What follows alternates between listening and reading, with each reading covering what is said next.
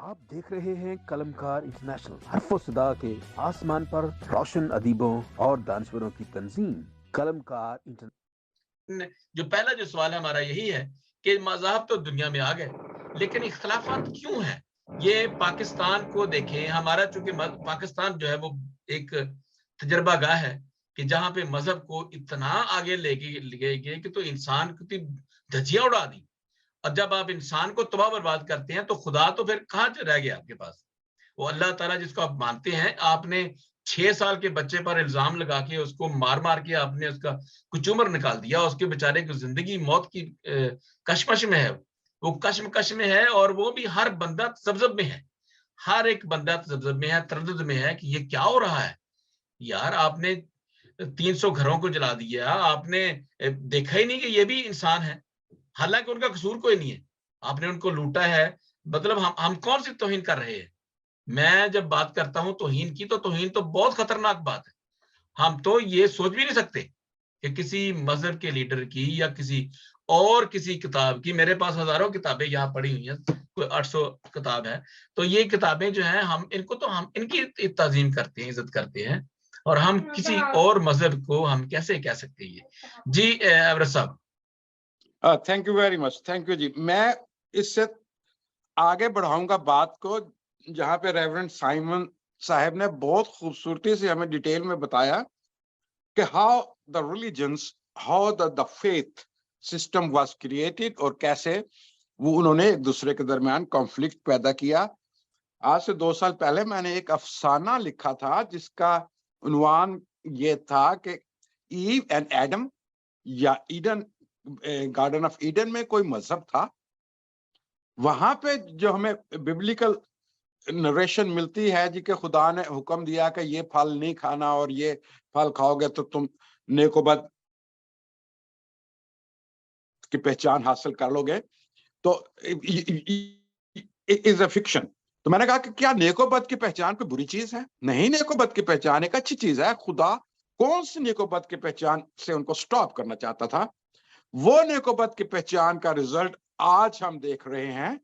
वो नेकोबत की पहचान ये थी कि शायद इंसान अपने लिए कोई ऐसा एथिकल कोड न दरियाफ्त कर ले, कोई ऐसा मजहब न तलाश कर ले कि वो इंसानी मजहब बन जाए। लेकिन खुदा ऐसा नहीं चाहता था। खुदा उनको इस नेकोबत की पहचान से, इस एथिकल कोड से दूर रखना चाहता था।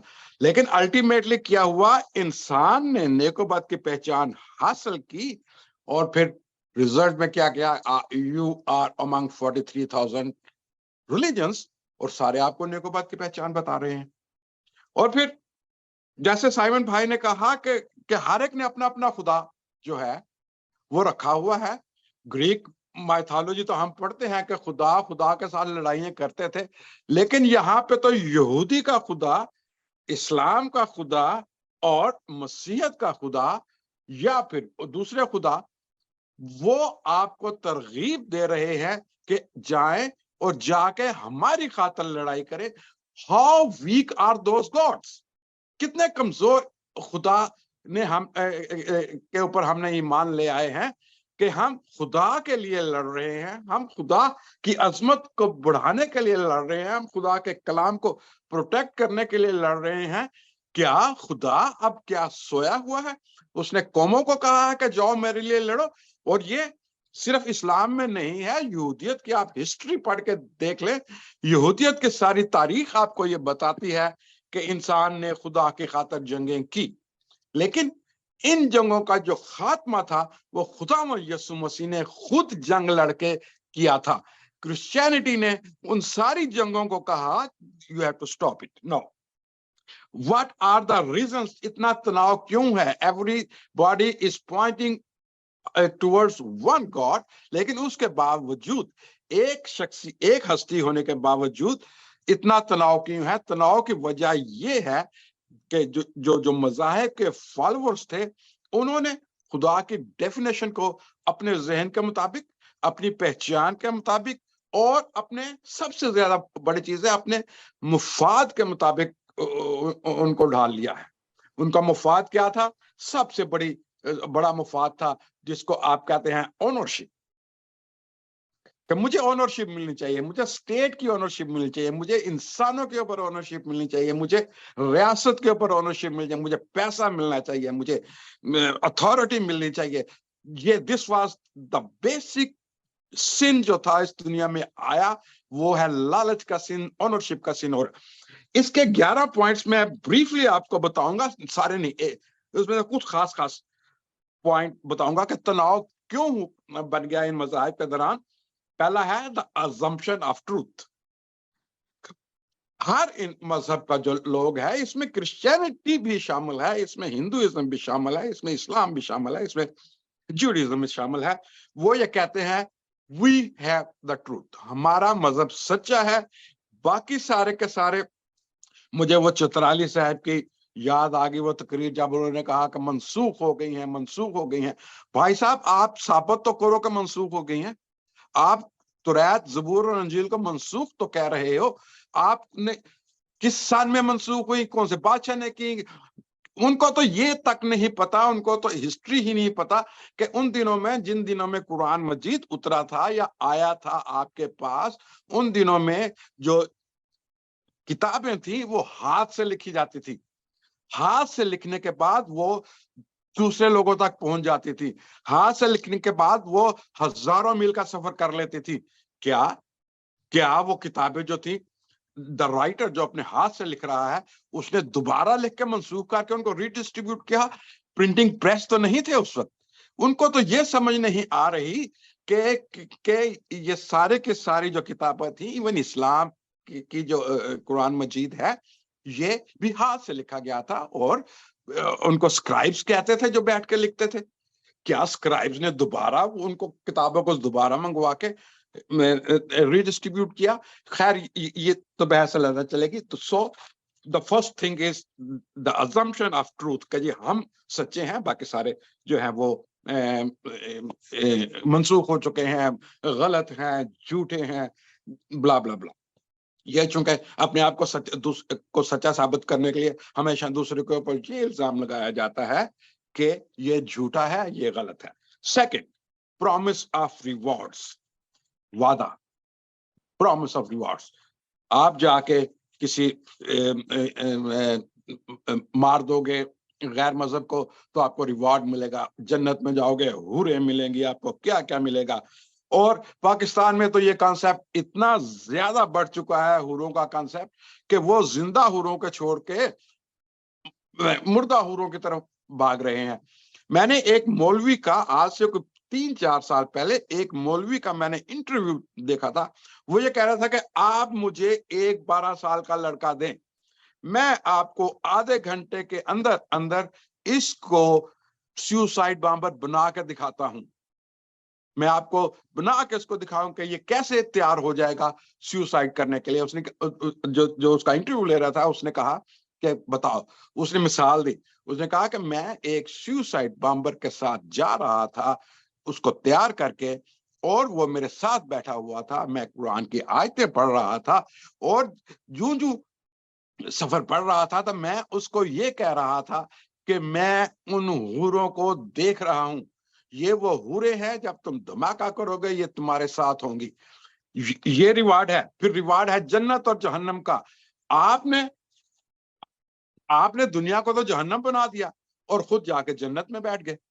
یہ کس قسم کا ریوارڈ ہے کہ آپ نے تو ہیون کو کیا بنا دیا؟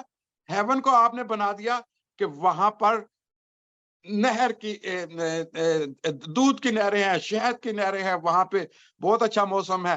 کیا یار وہ ارتھ ہے ہیون؟ یہ چیزیں ارتھلی ہیں بھائی میرے, یہ نہریں اور یہ دودھ کی کنارے, پھل وہاں کے اچھے, یہ جو عورتیں ہیں, یہ جو سیکس ہے, یہ ساری کی ساری چیزیں جو ہے یہ ارتھلی ہے. یہ خدا کے ہاں ایسی چیزیں موجود نہیں ہے.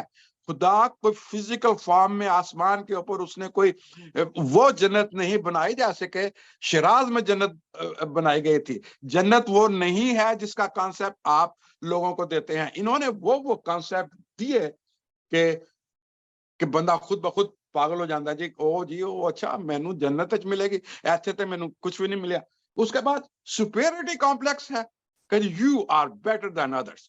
جب ایک مذہب اپنے آپ کو یہ کہے کہ آپ دوسرے سے بہتر ہیں، آپ دوسرے سے سپیریئر ہیں، آپ کو خدا نے اعلیٰ انسان بنایا ہے، وہاں پہ آ کے جھگڑا ہو جاتا ہے، تو پھر وہ دوسروں کو انفیریئر سمجھے گا، دوسروں کے ساتھ وہ سلوک کرے گا جو وہ اپنے ساتھ پسند نہیں کرتا۔ یہی وجہ ہے کہ پاکستان میں جس طریقے سے آپ کے مدرسے میں اسلام کو پیش کیا گیا، اس میں انہوں نے ان کو کہا کہ یو آر سپیریئر پرسن، اگر آپ مسلم ہیں تو آپ خدا کے نزدیک بہت خوبصورت ہے۔ میں نے اپنے ایک خود افسر کو، جب میں ایم ڈی اے میں کام کرتا تھا، افسر کو میں نے خود اپنی آنکھوں سے یہ، اپنے سارے کانوں سے یہ سنتے دیکھا، اس نے کہا کہ دنیا میں جتنی بھی ترقی ہے وہ اسلام کے لیے ہے۔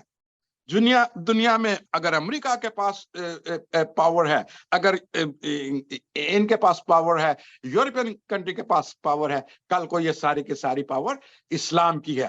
دنیا میں جو سائنس رائج ہے، یہ اسلام نے سائنس رائج کی ہے۔ دنیا میں جو اچھے قوانین ہیں، وہ اسلام نے دیے ہیں۔ بھائی میرے، اگر اسلام نے دیے ہیں، آج بھی آپ کا جو مولوی ہے بچے کو یہ پڑھا رہا ہے کہ زمین ساکن ہے، آج بھی آپ کا مولوی آپ کے بچے کو یہ پڑھا رہا ہے کہ یہ سائنس جو ہے یہ قرآن مجید کے خلاف ہے، تو آپ نے کیسے کلیم کر سکتے ہیں جی ہم نے دنیا کو سائنس دی؟ آپ کیسے کلیم کر سکتے ہیں کہ آپ کے اپنے ملک میں انجسٹس ہے؟ پاکستان کا جو جوڈیشری سسٹم ہے دنیا کے لوسٹ لیول کے اوپر ہے، آپ کیسے کہہ سکتے ہیں جی کہ آپ نے جو ہے وہ دنیا کو قانون دیا ہے؟ This is just a superiority complex پیدا کر دی جاتی ہے کہ باقی سارے کے سارے انٹچیبل ہیں، باقی سارے کے سارے کافر ہیں، اور یہ کافر جو ہیں پھر قتل کرنے کے لائق ہیں۔ پھر اس کے بعد سب سے بڑی پریشانی، ہم تھوڑی دیر کے لیے اسلام کے اندر کا جائزہ لے کے دیکھ لیں۔ دوسرے مذہب کے ساتھ تو ڈائیورسٹی آپ کی ہو گئی، اس کے ساتھ دشمنی تو آپ کی ہوگی، آپ کے مذہب کے اندر ہی جو ہے ڈائیورسٹی ہے۔ ایک جیسے ریورنڈ سائمن نے کہا کہ اہل تشیع جو ہے وہ اور تشریح کرتے ہیں اسلام کی، حنفی اور کرتے ہیں، اہل حدیث اور کرتے ہیں، اس کے بعد there are so many differences۔ کل ہی میں انجینئر محمد علی کا ایک وہ پڑھ رہا تھا، وہ تو یہ جو مقبروں والے جو پیر ہیں ان کے اتنا خلاف ہے، اور پھر لوگ اس کو گالیاں دیتے ہیں اس لیے کہ مقبروں والے فقیروں کا جو ہے یہ جو آپ کے سارے داتا دربار ہے، یہ دس از اے فائنینشیل گیم، اگر وہ یہ بند ہو جائے تو وہ اس کو کیسے قائم رکھ سکتے ہیں؟ آپ کے اپنے مذہب کے اندر اتنی ڈائیورسٹی ہے۔ ڈاکٹر بشیر صاحب نے کہا کہ 6 سال کے بچے کے اوپر تو آپ نے الزام لگا دیا، کیا یہ آپ قانون دنیا کو دیں گے؟ کیا یہ لاز ہیں آپ کے جو آپ دنیا کے سامنے پیش کریں گے کہ 6 سال کے بچے کے اوپر کل کو کیا ہوگا؟ آج آپ نے 6 سال بچے کے اوپر الزام لگا دیا، کل کو آپ ماں کے پیٹ کے اندر جو بچہ ہے اس کے اوپر بھی الزام لگا دیں گے۔ آپ میں اب یہ خاصیت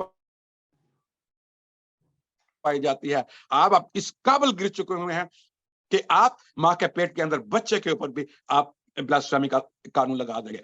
6 سال کا بچہ کھانا نہیں کھا سکتا اپنے سوچ کے مطابق، 6 سال کا بچہ کام نہیں کر سکتا والدین کے بغیر، آپ نے اس کے اوپر پرچہ کاٹ دیا ہے بھائی کا، آپ نے اس کو مارا وہاں پہ ہجوم نے۔